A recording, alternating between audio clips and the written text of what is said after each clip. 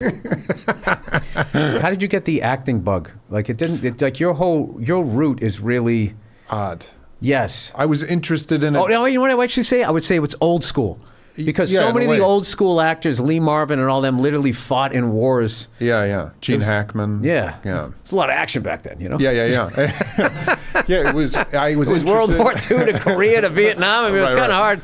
To avoid it. Well, I also think that's why those guys are so compelling, because they're little guys. They're like, they all weigh like 140 pounds, but they actually, they saw action, they killed people. So like when Lee Marvin was like delivering lines, I think he was involved in something where like his whole platoon, except for him and like a couple other guys, got like wiped out. There's just something about that, like those guys when they were on screen. So, because you, as much as you're way younger than me and everything, you have like a throwback vibe. You don't have like when I talk to you, I don't feel like that. Like, I don't know what happened along the way, but I don't know if it's just me being older, but there's just different kinds of people now. Like, people are just like, I've just lived, I guess, long enough that, like, I don't know. What the fuck was I watching the other night? I was watching Magnum P.I. because a friend of mine was on it. And the guy's like, Magnum's like stuck in this relationship and his girlfriend's giving him shit that they're not spending enough time. And I'm just like, they never had storylines like this. The guy was just driving around in a Ferrari, banging chicks. Yeah. You know? And then even like the helicopter pilot, like the first guy was jacked and this guy was more like, he had the dad bod going on. No offense to that guy, but I'm just saying like this is, it like. Who, Tom Selleck? Or no, the guy who played TC. The original TC guy was fucking jacked. And the next guy, like it was just, everything was just sort of like softened a little. Everybody's like, all right, like the new Magnum is a lot more understanding. And he's like examining it. There was no examination. Yeah.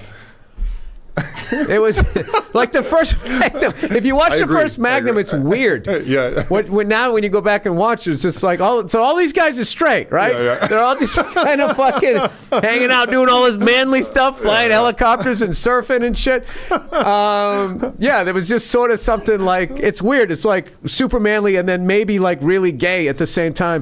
Where now I felt like the new Magnum is just way more.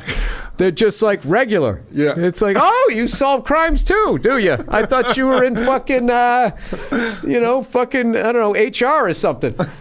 He doesn't. I guess I'll never be on that show. But I haven't seen the new one, but I know what you're talking about. Yeah. Even the Ferrari, our movie, it's like it's all pre-psychology. They're not so analytical about. Enzo Ferrari wasn't someone who was like, well, let me think about how I feel about it. He's instinctual and moving forward. Wasn't his thing like when a driver died, he'd say, that's terrible, my condolences to the family, how's the car? Yeah. He was very like. Yeah, well, in the movie, he talks about a little bit. He had two good friends, Campari and Borzacchini, who were killed by cars that he made, and so he just he came up with this system of dealing with it, his own psychology of just building a wall. So if anything, and being unemotional about it, and manipulating personalities to get what it is that he wanted, the best out of them, but not getting so close that he would betray any kind of emotion or anything like that when they would die. Yeah. I cannot wait to see this. Did you shoot this in Italy? Please say yes. In Modena, the town, everything.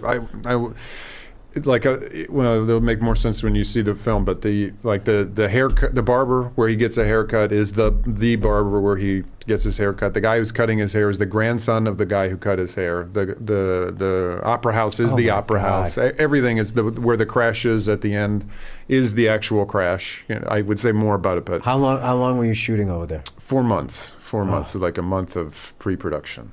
Is it annoying to have to be working that hard in a place that gorgeous with that good of food and stuff and be like, well, you did have weekends off, right? Or you just... We have weekends off, but it was like prosthetics, and it's the middle of August in Italy, in Modena, which is the hottest fucking time of the year. So you're doing recovering on the weekends. And my family was there, so you're just recovering because it wound up being like 17-hour days, 18-hour days, sometimes 20-hour days. Where do you go? Long. Do you have to go somewhere mentally when you go on? Do you have like a Because I don't know if this is a stand-up comedian thing, because like I can do my shit in real time in an hour and 15 minutes. I am done, and I can just go chill out. Where like movie, like you have to be there. Like I always leave my phone in the trailer because I don't want. I just look at it like I'm going into a casino. Like I don't know what time it is. I don't know what it is. I'm just here. I'm doing whatever they tell me to do, and then somebody just goes, "Hey, it's lunchtime." You're like, "Oh, okay. I guess it's noon." Yeah, totally. Yeah. Wait, when you travel on stand up, you have you're saying that when you're done, you're done. You're shut it off. Is that what you mean? No, I'm saying that the difference between acting, like the mental strength you need as an actor versus a comedian, is like stand up it's a joke.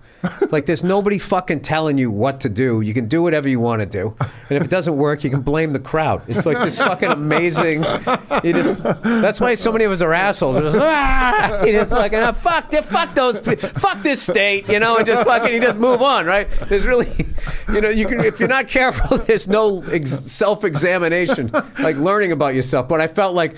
Then with acting is that you have to be on like this team, and like you can't be like, fuck this shit, I'm out of here. You people suck. You can't do that. You can, yeah. So you have to like go there and just know that like, all right, I guess we're doing 17-hour days on this thing, and then it's almost like doing cardio. You have to get like used to doing that. Yeah. And to me, it's very similar to the military, actually. I mean, the stakes are completely different, but it's all about working within a group of people, and you have a role, and you have to do your role really well, and you have to support all the personalities that come in, because for the sake of the movie, not necessarily you. It's the crossovers are obvious to me. How did you coming from like? The military, like you fit in with Marines and then you also fit in with actors. That's pretty wild to me. Yeah, I didn't initially with actors. I do now. I mean, it's all about, I'm sure with the same thing with comedy, it's finding the right group of people. I don't fit in with all actors. You can tell right away if an actor comes on set and it's very much about them and their performance and what it is that they're trying to, versus an actor who comes on and because it's stressful, as you know.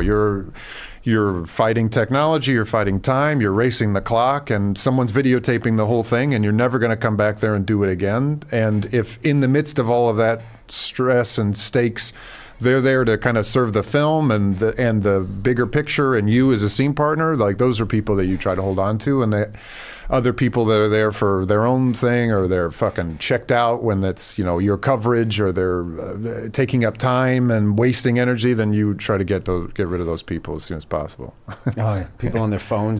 Let me tell you about a story so true. We're showing me style and it's all so cool. It's about a garment torn and frayed, getting this threads, the story conveyed. Walking down the streets with holes in my teeth. Each rip and tear part of me you see. It ain't about the brand or the label it holds. It's about the journey, the stories it unfolds. In these ragged clothes I find my voice, a testament to resilience. My choice from the streets to the stage, I rock my style. In my tattered shirt, I walk that mile.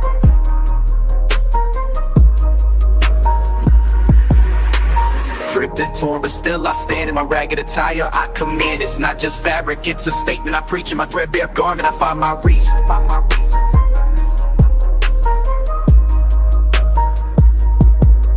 From the barrio to the bar, I make my mark. In my worn out jeans, I leave a spark. They may call it rags, but I call it art. In every stitch and tear, I play my part. It's the struggle of the streets, the hustle so real. In my tattered jacket, I seal the deal. A symbol of defiance against the status quo. My passion of pants, I let it show. It's not about the riches or the wealth I lack. In my faded hoodie, I stay on track. It's the heart of the hustle, the grind each day. In my worn out kicks, I find my way. Ripped and torn, but still I stand.